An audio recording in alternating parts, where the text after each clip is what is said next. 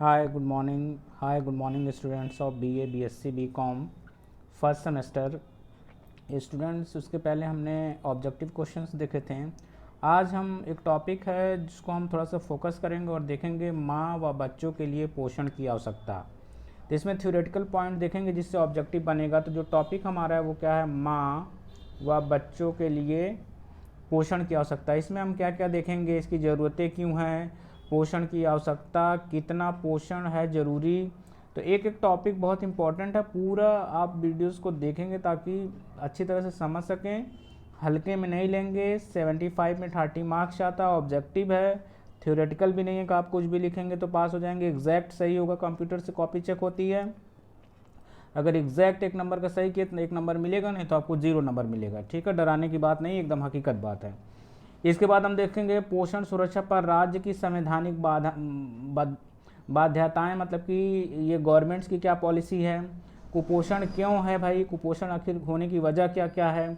बच्चों में कुपोषण का महत्व क्या, कुपोषण से प्रॉब्लम क्या क्रिएट होती है। महिलाओं और किशोरियों में खून की कमी एक बड़ी चुनौती है। बच्चों में कुपोषण ये देखेंगे कुपोषण की पहचान कैसे होगी। इस पॉइंट्स को हम कंक्लूड करेंगे। इसके बाद जो सबसे ज़्यादा इम्पोर्टेंट आप देखते जाएंगे, जैसे जैसे अंडरवेट, कम वजन की वजह से जैसे कुपोषण से क्या क्या होगा, वजन कम होगा, स्टैंडिंग ऊंचाई कम, बौनापन होगा और ऊंचाई के अनुपात में कम वजन होगा। साथ साथ में मंद बुद्धि का बच्चा, शिशुओं को क्या ज़रूरत है जिससे वो हष्ट पुष्ट और स्वस्थ हों मानसिक और शारीरिक रूप से। शिशुओं की पोषण सुरक्षा क्या मायने रखता है। पोषण सुरक्षा के लिए नीतिगत व्यवस्थाएं क्या है, सिस्टमेटिक वे में किस तरह से हम खान पीन पर ध्यान रखें, बैलेंस डाइट बना रहे। बच्चों के लिए पूरक पोषण आहार 6 माह हो जाए तो उनको क्या देना चाहिए। आपको पता है 6 मंथ तक मदर का दूध ही चलता है, लेकिन उसके बाद जो बच्चा है उसको क्या देना चाहिए, उसके आगे की चीज़ें, मतलब थोड़ा सा हल्के भोजन दलिया वगैरह शामिल करना चाहिए। उन सब का भी हम पूरा चर्चा करेंगे। उसके बाद आप देख रहे होंगे पोषण सुरक्षा के लिए नीतिगत हो गया। पूरक आहार 6 माह से पहले क्या नहीं, 6 माह से पहले बाहर का कुछ नहीं, मदर मिल्क देना चाहिए, इसको डिटेल देखेंगे।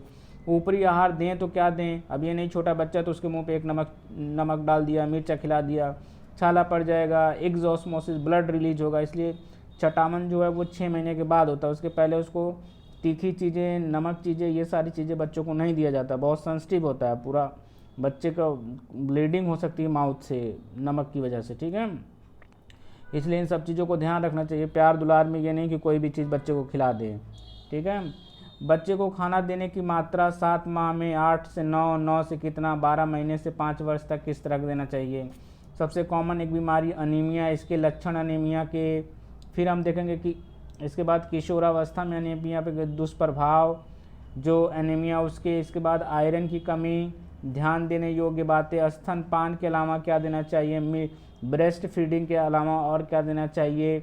महिला और पोषण, मदर का पोषण सही रहेगा तभी बच्चे का पोषण होगा, ये देखेंगे।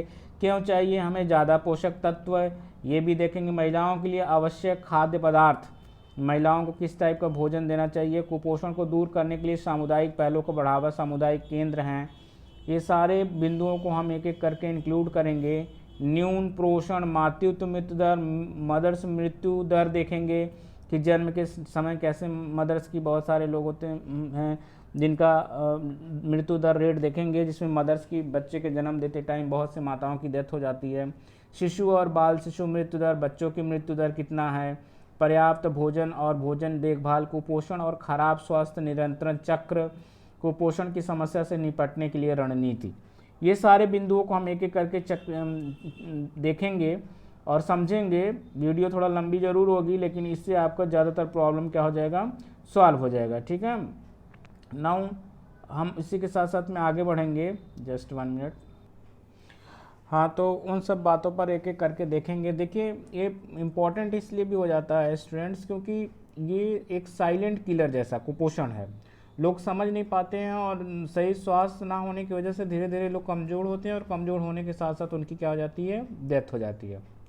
अब जैसे यहाँ पर देख पा रहे होंगे कि अब इन सब चीज़ों को हम पोषण को क्यों बार बार पढ़ते हैं, इसलिए बार बार पढ़ते हैं क्योंकि जब अगर हम मानसिक रूप से स्वस्थ, शारीरिक रूप से स्वस्थ होंगे तभी मानसिक रूप से स्वस्थ होंगे, और शारीरिक और मानसिक रूप से स्वस्थ होने के लिए हमें स्वस्थ भोजन की ज़रूरत पड़ती है। तो आप यहाँ पर देख पा रहे होंगे कि 5 साल से उम्र के तहत के बच्चों में होने वाली मौतों का विवरण 2010। बाल कुपोषण एक साइलेंट किलर।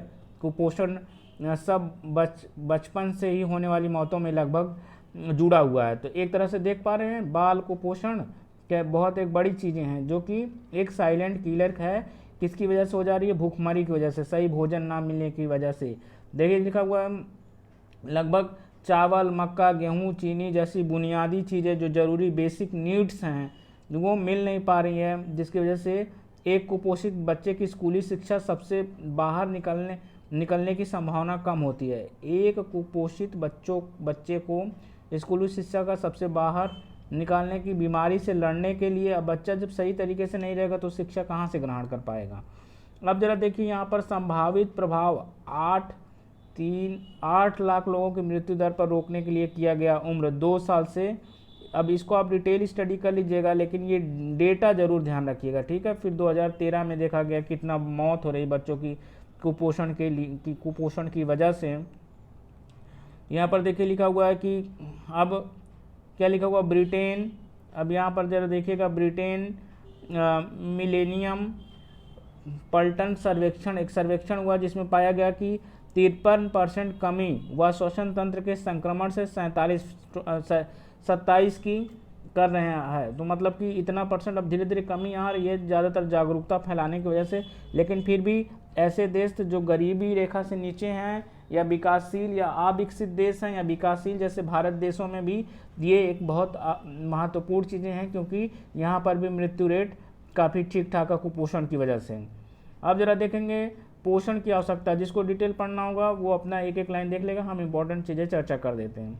पोषण की आवश्यकता क्यों है भाई? बैलेंस डाइट मिलेगा तो हम शारीरिक रूप से और मानसिक रूप से, फिजिकल और मेंटल दोनों तरीके से फिट रहेंगे, और जिस भी काम को करेंगे उसको अच्छी तरह से क्या कर सकते हैं? परफॉर्म कर सकते हैं। जिस भी फील्ड में वर्क करेंगे तो अच्छा परफॉर्मेंस होगा।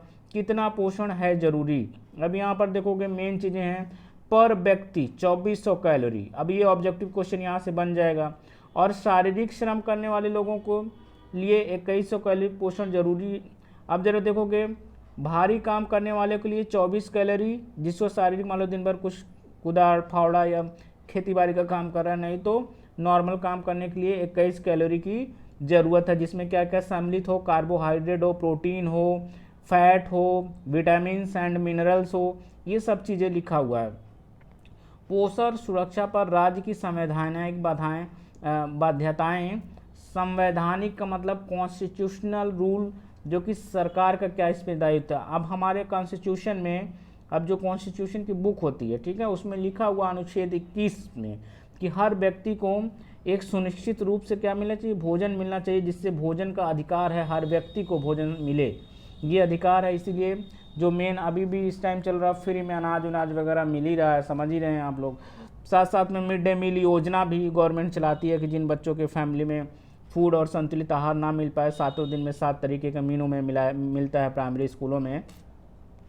तो हर व्यक्ति का संविधान अनुच्छेद 47 कहता है लोगों के पोषण और जीवन के स्तर को उठाने के लिए राज्य का मतलब होता है स्टेट गवर्नमेंट। इसीलिए तो स्टेट गवर्नमेंट इलेक्शन जब चुनाव आता है तो बार बार कहती है कि हम आपको भोजन की गारंटी लेते हैं, खाने की गारंटी लेते हैं, दवा की गारंटी लेते हैं, स्वास्थ्य की गारंटी लेते हैं। इन्हीं सब गारंटियों को लेकर के चुनाव लड़ते हैं और जीतते हैं। वो अलग बात है कि जीतने के बाद कुछ लोग फुलफ़िल करते हैं, बहुत से लोग गवर्नमेंट्स फुलफ़िल नहीं करती है। प्रत्येक व्यक्ति को जूझना पड़ता है इन समस्याओं से। बट ये चीज़ें कह करके आते हैं कि हम लोगों का ध्यान रखेंगे चुनाव इलेक्शन के टाइम, ठीक है। तो ये देख पा रहे हैं अनुच्छेद में ये सारी चीज़ें सम्मिलित हैं कि हर व्यक्ति का मानव अधिकार पर अंतर्राष्ट्रीय घोषणा पत्र धारा मतलब 25 हर व्यक्ति के लिए पर्याप्त भोजन का अधिकार मान्यता की, मतलब हर व्यक्ति को पर्याप्त मात्रा में भोजन मिले। अब देखिए इसी तरह से कई धाराएं हैं जो कि गवर्नमेंट, जो भी स्टेट गवर्नमेंट है, राज्य गवर्नमेंट, चाहे यूपी की हो चाहे किसी भी राज्य की गवर्नमेंट हो, उसका ये अधिकार है कि वो अपने नागरिकों का स्वास्थ्य का ध्यान रखे और भोजन पानी से लेकर के हर एक जो दैनिक क्रियाएं हैं, दैनिक ज़रूरतें हैं, उनको फुलफिल करे। अब कुपोषण के कारण क्या? सही तरीके से भोजन का सम्मिलित ना करना, अशिक्षा, जानकारी ना होना। हमने कई बार बोला है कि अब मान लीजिए आपके पास पैसे हैं, लेकिन आपके पास शिक्षा नहीं है, आपको 500 मिला, आप गए ढेर सारा पिज्ज़ा बर्गर उठा लाएँ खा रहे हैं भूसा की तरह से, तो अब उससे थोड़ा ना पोषण मिलेगा। पोषण के लिए कम पैसे भी हैं, एजुकेशन है, आप सोयाबीन लाएँ, या फिर आपके पास दूध है तो आपने पनीर बना लिया, या कुछ भी ऐसे न्यूट्रिटिव फूड को लेंगे हिसाब से, ज़रूरत के हिसाब से थोड़ा थोड़ा सम्मिलित करके, तो वो आपके लिए हेल्पफुल होगा। ना कि इसीलिए एजुकेशन ज़रूरी है, ऐसा कोई ज़रूरत नहीं है कि जिसके पास पैसा वो कुपोषण का शिकार नहीं हो सकता है, क्योंकि अगर वो सही तरीके से भोजन नहीं लेगा तो निश्चित रूप से कुपोषण का शिकार होगा। तो अब यहाँ पर देख सकते हैं, अगर एक महिला का जीवन है, अगर प्रेग्नेंट वोमन है, तो हमने उस पर एक वीडियो में चर्चा भी किया था कि उनको उसे ज़्यादा न्यूट्रिशन की ज़रूरत होगी। देखिए यहाँ पर लिखा हुआ ये सारी चीज़ें।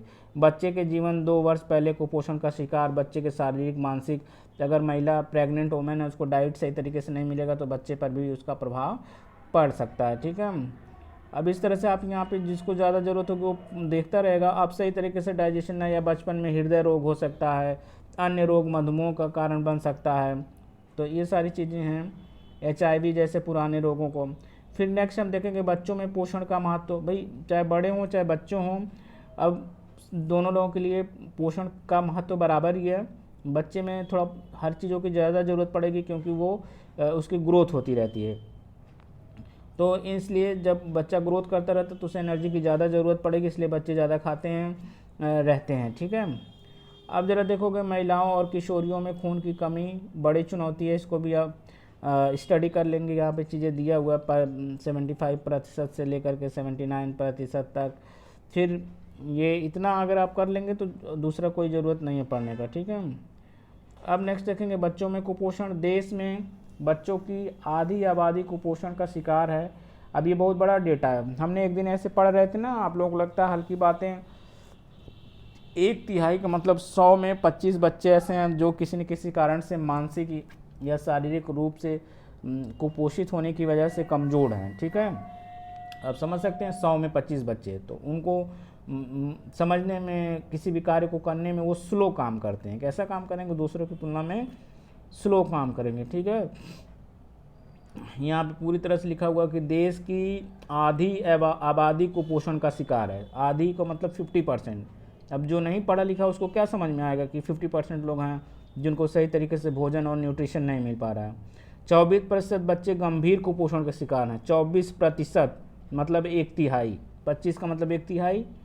हाल ही में राष्ट्रीय पोषण संस्थान अध्ययन NFHS के तीसरा सर्वे जब हुआ, मुकाबले यहाँ लगभग 10% कुपोषण कम पाएगा। मतलब कि पहले की तुलना में धीरे धीरे कम हो रहा है। शिक्षा है, एजुकेशन है, जागरूक हो रहे हैं लोग, तो धीरे धीरे घट रहा है, लेकिन फिर भी कुपोषण के शिकार हैं लोग, जाने समझ पाएँ या ना पाएँ। कुपोषण की पहचान कैसे कर पाओगे? कुपोषण के प्रकार का हाल, कुपोषण की 3 तरीके से पहचान किया जा सकता है। कितने तरीके से? 3 तरीके से। राष्ट्रीय पोषण संस्थान के ताज़ा अध्ययन के मुताबिक मध्य प्रदेश में, फिर अंडरवेट, अगर बच्चा जो है वो कुपोषण का तो अंडरवेट होगा, उसका वेट कैसा होगा? कम होगा। ठीक है, स्टंटिंग होगी। स्टंटिंग का मतलब कि हाइट नहीं बढ़ेगी। और 258% बच्चे स्टैंगिंग का मतलब होता है कि उनकी हाइट नहीं बढ़ना। तो इस तरह से उनकी हाइट, वेट, ये सारी चीज़ें कम होगी, जिससे पता चलता है कि कुपोषण के शिकार है। मानव अधिकारों पर संयुक्त राष्ट्र की सर्वव्यापी घोषणा कहती है कि हर एक को अपने व अपने परिवार की भलाई व स्वास्थ्य हेतु पर्याप्त जीवन स्तर का अधिकार है। ठीक है, फिर यहाँ पर ये चीज़ें देख लोगे। अब कैसे पहचानोगे कुपोषण का? अगर कोई कुपोषण का शिकार बच्चा है तो बच्चे का वेट कम होगा, स्टंगिंग, उसकी हाइट कम होगी दूसरे बच्चों की तुलना में। अच्छा, ऊंचाई के अनुपात में कम वजन होगा, जिस हिसाब से उसकी हाइट होगी उस हिसाब से वजन कम होगा। शिशुओं की, अब नेक्स्ट हम देखेंगे शिशुओं की ज़रूरत क्या है। शिशुओं को क्या ज़रूरत है भाई? उन्हें खाने पीने के लिए जो चीज़ें न्यूट्रिशन है ये मिले। स्तनपान शिशुओं का सर्वोत्तम पोषण है। भाई बार बार कहा जाता है कि mother milk is the best milk. ठीक है, ऐसा डिब्बे पर भी लिखा रहता है। और सही पूछिए तो 6 महीने तक कि कोई भी बाहर की चीज़ें नहीं देना चाहिए बच्चे को। लगातार दूध मिले मदर का तो वो बच्चा स्वस्थ सबसे ज़्यादा होगा, लेकिन ऐसा कम जगहों पर हो पाता है। ठीक है, 1 घंटे के भीतर में स्तनपान कराना चाहिए। नया नया शिशु है, अभी जल्दी का जन्म हुआ, तो हर 1 घंटे पर उसको दूध मिलना चाहिए। ठीक है, अच्छा अब ज़रा देखोगे इसमें कई चीज़ें और इंक्लूड किया है कि इसी तरह 6 माह की उम्र तक एक्सक्लूसिव स्तनपान बच्चे को कई बीमारियों से बचाने का काम करता है, मतलब टाइम से अगर मिल्क ब्रेस्ट फीडिंग हो रही है। अब यहाँ 78% प्रसव संबंधित, लेकिन जन्म के पहले घंटे स्तनपान केवल 264 हैं। मतलब कि अगर 78% हो रहा तो ये देखो बहुत कम है, जो कि जन्म के बाद लोग अपने बच्चों को मिल्क ब्रेस्ट फीडिंग करा पाते हैं। तो क्या पता किसी का ऑपरेटिव या कुछ भी हो तो उनको पता चला 2 दिन बाद, 3 दिन बाद, 6 महीने बाद बच्चा दूध पा रहा है। शिशुओं की पोषण सुरक्षा के क्या मायने हैं? अब क्या मायने का मतलब देखिए, शिशु और छोटे बच्चों के भोजन संदर्भ, उनको सहायता, बच्चों को जन्म के 6 माह तक माता का आर्थिक और पोषण, ये सारा दूध वगैरह मिले, इन सब जगह पोषण सुरक्षा के लिए नीतिगत व्यवस्थाएं, नीतिगत के इसके लिए देखिए राष्ट्रीय बाल नीति है, एकीकृत बाल नीति है, ये सारे हमारे गवर्नमेंट की तरफ से चलाई गई योजनाएं हैं, हालांकि पहुंच कम ही पाती हैं। ठीक है, इसीलिए अब देश में देखो मध्याह्न जो प्राइमरी स्कूल है उसमें भोजन जो है वो मिले, दोपहर में मिलता है, ताकि जो बच्चे ऐसे घरों से हैं जिनके यहाँ सही तरीके से भोजन नहीं मिल पा रहा, उन बच्चों की ज़रूरतें पूरी की जा सके, ताकि शरीर के साथ साथ स्वास्थ्य का भी विकास हो। अच्छा स्वस्थ होगा, अच्छे जब फिजिकली मेंटली स्वस्थ बच्चा होगा तो अच्छा देश का नागरिक बनेगा और देश का भी उसी के हिसाब से विकास होगा। 9 माह तक 3 साल तक बच्चों में विटामिन ए की विशेष खुराक दी जानी चाहिए, कि 9 माह से लेकर के 3 साल तक, ताकि उसको विटामिन ए की कमी ना हो। बच्चों के लिए पूरक पोषण आहार 6 माह तक मदर फीडिंग कराना दूध माँ का, उसके बाद आप उसको साथ साथ में दलिया वगैरह धीरे धीरे 6 माह के बाद ऊपरी चीज़ें भी देना शुरू कर सकते हैं। शारीरिक हलचल बढ़ जाती है, मतलब उसकी ग्रोथ बढ़ने लगती है, तो बाहर की आहार भी उसको देना चाहिए, हल्का आहार। ठीक है, अभी नहीं उसको रोटी खिला रहे हैं, ठीक है, थोड़ा दाल, थोड़ा चावल हल्का या दलिया, ये सारी चीज़ें थोड़ा थोड़ा उसको देना चाहिए। ठीक है, अब दांत निकलना भी शुरू हो जाता है। ठीक है, 6 माह से पहले क्यों नहीं? तो अब देखो इससे, अब देखो 6 माह जो ऊर्जा प्राप्त होनी थी उसमें कमी आ जाएगी, इसलिए ज़रूरत है बच्चे को, आमाशय छोटा होता है, यदि ऊपर का तरल पदार्थ भर जाता है तो वो उसे पोषकता नहीं मिल पाती। ठीक है, तो ये चीज़ें हैं, इसलिए 6 महीने के बाद जो है ऊपर की चीज़ें देना चाहिए। ठीक है,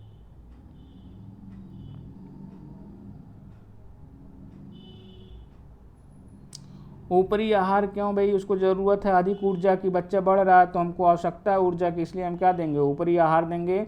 बाकी पॉइंट्स को आप पढ़ लेंगे। ऊपरी आहार में हम बच्चों को अनाज जैसे चावल, गेहूँ, मक्का, बाजरा, स्टार्च, सब्जी, ये सारे फल्स दे सकते हैं।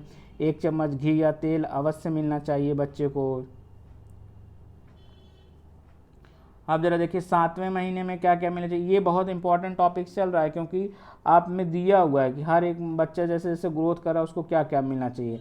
नरम दलिया देना चाहिए, चावल देना चाहिए, रोटी दे तो मसल कर दें, चम्मच से गिराने पर सरके, मतलब उसको जैसे मसला हुआ दें। ठीक है, ताकि वो आसानी से उसको खा सके। ठीक है, 8 से 9 महीने का हो तो नरम दाल दलिया, उसी तरह से धीरे धीरे तब जब वो खुद दांतों से निकल जाएगा तो खुद ही चबाना शुरू कर देगा। ठीक है, मिलीग्राम अंडा भी दे सकते हैं। ठीक है, यदि खाते हैं तो अंडा भी उसको साथ में, मछली अंडा।